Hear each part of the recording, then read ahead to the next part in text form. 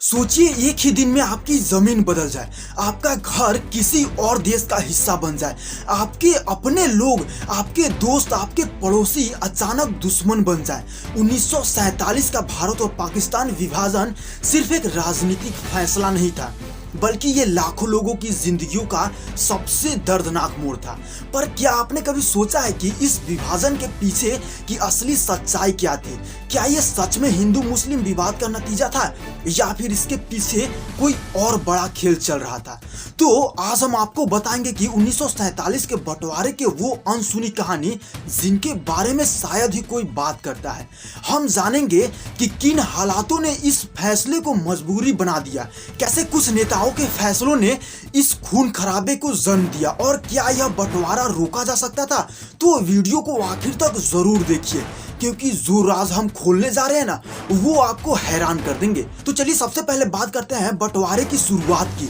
क्या ये पहले से तय था? तो बंटवारे की जड़ें 1947 से बहुत पहले की थी। इसकी नींव 1857 की क्रांति के दौरान ही पड़ चुकी थी, जब पहली बार हिंदू और मुसलमानों ने मिलकर ब्रिटिश हुकूमत के खिलाफ बगावत की थी। यह क्रांति भले ही सफल न हुई हो, लेकिन इसने अंग्रेजों को एक बड़ी सीख दी। अगर भारतीय एकजुट रहे तो उन्हें हराना नामुमकिन होगा। लेकिन इसके बाद ब्रिटिश हुकूमत ने फूट डालो और राज करो, यानी कि डिवाइड एंड रूल की नीति को अपनाया। उन्होंने हिंदू और मुसलमानों के बीच अविश्वास बढ़ाने की पूरी कोशिश की।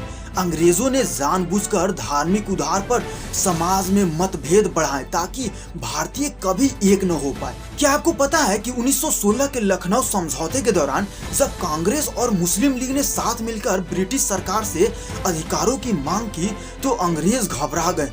उन्हें लगा कि अगर हिंदू मुसलमान एक साथ आ गए तो ब्रिटिश शासन ज्यादा दिन तक नहीं टिक पाएगा। यहीं से अंग्रेजों ने मुस्लिम लीग को खुला समर्थन देना शुरू कर दिया और अलगवाद की नींव रखी। पर एक चौंकाने वाली बात यह भी है कि मोहम्मद अली जिन्ना खुद एक समय पर बंटवारे के विरोध में थे। 1915 में जब वो कांग्रेस के लीडर थे तो वो हिंदू मुस्लिम एकता के बड़े समर्थक थे, लेकिन बाद में हालात कुछ ऐसे बने कि वो पाकिस्तान की मांग करने लगे। सवाल यह है कि ऐसा क्या हुआ जिसने जिन्ना को अपना रुख बदलने पर मजबूर कर दिया। तो चलिए अब जानते हैं जिन्ना और नेहरू के बीच छुपी राजनीति के बारे में।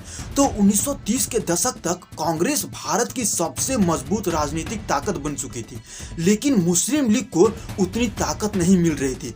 जिन्ना चाहते थे कि कांग्रेस मुस्लिम नेताओं को भी उतनी ही अहमियत दे जितनी हिंदू नेताओं को दी जाती है, लेकिन जब ऐसा नहीं हुआ तो उन्होंने मुस्लिम लीग को मजबूत करने की ठान ली। 1940 का लाहौर प्रस्ताव इस दिशा में पहला बड़ा कदम था। यह प्रस्ताव मुस्लिम लीग की उस आधिकारिक मांग का आधार बना जिसमें भारत के मुसलमानों के लिए एक अलग राष्ट्र की बात की गई। लेकिन क्या आपको पता है कि जिन्ना खुद भी नहीं मानते थे कि पाकिस्तान वास्तव में बन जाएगा। वो इसे सिर्फ एक राजनीतिक दबाव की राजनीतिक के तौर पर इस्तेमाल कर रहे थे, लेकिन ब्रिटिश सरकार और कांग्रेस के कुछ नेताओं की राजनीतिक ने हालात को इतना खराब कर दिया कि बंटवारा अनिवार्य हो गया।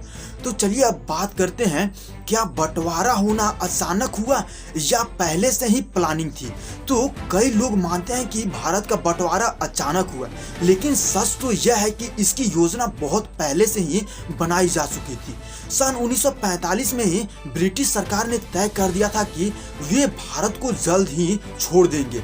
सन 1946 में कैबिनेट मिशन प्लान आया, जो भारत को एक संघ के रूप में रखने की योजना थी, जिसमें हिंदू और मुस्लिम बहुत राज्य स्वायत्त होते, लेकिन जिन्ना ने इसे ठुकरा दिया। फिर 1947 में ब्रिटिश सरकार ने रेड क्लिफ कमीशन बनाया, जिसका काम भारत और पाकिस्तान के बीच सीमा खींचना था। इस कमीशन को सिर्फ 40 दिन मिले थे और इसका नेतृत्व सिरिल रेडक्लिफ कर रहे थे, जो कभी भारत आए ही नहीं थे। बिना भारत की जमीनी सच्चाई को समझे, बिना कोई गहराई रिसर्च किए उन्होंने एक ऐसी लाइन खींच दी जिसने लाखों लोगों की जिंदगियां बर्बाद कर दी थी। तो चलिए अब जानते हैं खून से लथपथ बंटवारे की कहानी, जो कि सबसे बड़ा नरसंहार का कारण बना। जब 15 अगस्त 1947 को भारत और पाकिस्तान अलग हुए तो किसी ने नहीं सोचा था कि इसके नतीजे इतने खौफनाक होंगे। विभाजन के दौरान 15 लाख से भी ज्यादा लोगों की जानें गई थी। करीब 1.5 करोड़ लोगों को अपना घर छोड़ना पड़ गया था। कई जगहों पर महिलाओं के साथ अत्याचार हुए, बसों को मार दिया गया और गांवों को जला दिया गया। ट्रेन में सिर्फ लाशें आती थी। पर क्या आपको पता है कि अगर ब्रिटिश सेना चाहती तो इस नरसंहार को रोक सकती थी, लेकिन उन्होंने कुछ नहीं किया। उनका असली मकसद ही यही था कि भारत और पाकिस्तान के बीच इतनी नफरत भर दो कि ये कभी एक ही ना हो पाए। चलिए अब बात करते हैं बंटवारे का सबसे बड़ा राज। क्या ये रोका जा सकता था? तो इतिहासकार मानते हैं कि अगर भारतीय नेता एकजुट होते तो शायद बंटवारा टाला जा सकता था। सरदार वल्लभ भाई पटेल शुरू में बंटवारे के खिलाफ थे, लेकिन हालात ऐसे बनाए गए कि उन्हें इसे स्वीकार करना पड़ा। महात्मा गांधी आखिरी वक्त तक भारत को एक रखने की कोशिश कर रहे थे, लेकिन हिंसा के चलते वो भी असहाय हो गए। नेहरू और जिन्ना की आपसी राजनीतिक लड़ाई ने इसे और तेज कर दिया। अगर ये नेता मिलकर कोई बीच का रास्ता निकालते तो शायद बंटवारे की यह भयावह त्रासदी रोकी जा सकती थी। चलिए बात करते हैं कि आखिर आज भी बंटवारे का असर क्यों दिखता है इन दोनों देशों के बीच। तो सन 1947 का बंटवारा सिर्फ एक ऐतिहासिक घटना नहीं थी, बल्कि यह एक ऐसी जख्म है जिसकी टीस आज भी महसूस की जाती है। भारत और पाकिस्तान को अलग हुए 77 साल से ज्यादा हो चुके हैं, लेकिन दोनों देशों के रिश्ते अब भी तनावपूर्ण बने रहते हैं। कश्मीर विवाद, सीमा पर लगातार संघर्ष, आतंकवाद और राजनीतिक मतभेद, ये सभी किसी न किसी रूप में उसी बंटवारे के देन है। चलिए बात करते हैं कश्मीर में विवाद की जड़ के बारे में। तो बंटवारे के तुरंत बाद ही सबसे बड़ा विवाद कश्मीर को लेकर खड़ा हो गया। कश्मीर के महाराजा हरि सिंह ने पहले पाकिस्तान और भारत दोनों से अलग रहने की कोशिश की, लेकिन जब पाकिस्तान ने कबाइलियों के रूप में हमला कर दिया तो उन्हें भारत की मदद लेनी पड़ी। इसी वजह से कश्मीर भारत का हिस्सा बन गया, लेकिन पाकिस्तान ने इसे कभी स्वीकार ही नहीं किया। 1947 से अब तक भारत और पाकिस्तान के बीच 3 बड़े युद्ध हो चुके हैं। 1947, 1965 और 1999 और कई छोटे संघर्ष हो चुके हैं और इनकी जड़ में हमेशा कश्मीर ही रहा है। अगर बंटवारा न हुआ होता तो शायद ये विवाद कभी पैदा ही न होता। तो अब बात करते हैं दोनों देशों के बीच युद्ध और नफरत के बारे में। तो भारत और पाकिस्तान के बीच रिश्ते कभी भी सामान्य नहीं रहे। 1947 के बाद 1965, 1971 और 1999 में दोनों देशों के बीच युद्ध हुए। 1971 में युद्ध में पाकिस्तान का पूर्वी हिस्सा टूटकर बांग्लादेश बन गया, जिससे भारत और पाकिस्तान के संबंध और खराब हो गए।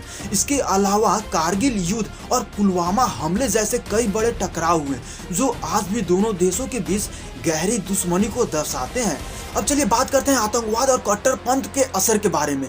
तो बंटवारे के बाद पाकिस्तान में धार्मिक कट्टरपंथ बढ़ता गया। 1980 के दशक में अफगानिस्तान युद्ध और 1990 के दशक में कश्मीर में उग्रवाद के चलते पाकिस्तान ने आतंकवाद को एक रणनीति के रूप में इस्तेमाल करना शुरू कर दिया। भारत में हुए बड़े आतंकवादी हमले जैसे 1993 में मुंबई पर बम धमाके, 2001 में संसद पे हमला, 2008 मुंबई हमले और 2019 पुलवामा हमला, सभी कहीं न कहीं भारत और पाकिस्तान की दुश्मनी से जुड़े हुए हैं। अब बात करते हैं दोनों देशों की अर्थव्यवस्थाओं के बारे में, आखिर इस पे क्या असर पड़ा। तो अगर बंटवारा न हुआ होता तो आज भारत और पाकिस्तान की आर्थिक स्थिति कुछ और होती। एक साथ रहने पर दोनों देशों की ताकत कई गुना बढ़ सकती थी। पाकिस्तान का पंजाब और सिंध, जो भारत के लिए व्यापार और कृषि का केंद्र बन सकता था, अब एक अलग देश का हिस्सा है। वहीं पाकिस्तान की राजनीतिक अस्थिरता और कट्टरपंथी नीतियों ने उसे आर्थिक रूप से कमजोर कर दिया है। अगर दोनों देश एक होते तो शायद एक बहुत बड़ी आर्थिक महाशक्ति बन सकते थे। अब बात करते हैं समाज में बंटवारे की विरासत के बारे में। तो बंटवारे ने सिर्फ देशों को नहीं बल्कि परिवारों, रिश्तों और समाज को भी तोड़ दिया। आज भी भारत और पाकिस्तान के करोड़ों लोग एक दूसरे के देशों में बसे अपने पूर्वजों के गांव और रिश्तेदारों को याद करते हैं। विभाजन के समय जो परिवार एक दूसरे से अलग हो गए वो आज भी मिलने की उम्मीद रखते हैं, लेकिन राजनीतिक तनाव के कारण ये संभव नहीं हो पाता। अब बात करते हैं कि अगर बंटवारा न हुआ होता तो आखिर क्या होता। तो अगर बंटवारा न हुआ होता तो शायद आज भारत और पाकिस्तान एक होते। दोनों देशों की सैन्य शक्ति, संसाधन और व्यापार मिलकर एक बड़ी ताकत बन सकती थी। हिंदू, मुस्लिम, सिख, ईसाई सभी मिलकर एक समृद्धि और शक्तिशाली राष्ट्र बना सकते थे, लेकिन इतिहास को बदला नहीं जा सकता है, सिर्फ उससे सीखा जा सकता है। आज जरूरत है कि हम इस इतिहास से सबक लें और नफरत से आगे बढ़कर भविष्य की ओर देखें। क्या अब भी वक्त नहीं आ गया कि हम बंटवारे की इस विरासत से बाहर निकलकर शांति और विकास की ओर बढ़ें? बंटवारा सिर्फ एक देश के नक्शे को बदलने का नाम नहीं था, यह लाखों इंसानों की बर्बादी की कहानी थी। हम इतिहास नहीं बदल सकते, लेकिन उससे सीख जरूर ले सकते हैं। अगर इस वीडियो ने आपको सोचने पर मजबूर कर दिया तो इसे लाइक और शेयर करें और कमेंट में बताएं अगर आपको मौका मिले तो आप इतिहास में कौन सा बदलाव करना चाहेंगे। तो चलिए मिलते हैं अगले वीडियो में, तब तक के लिए धन्यवाद।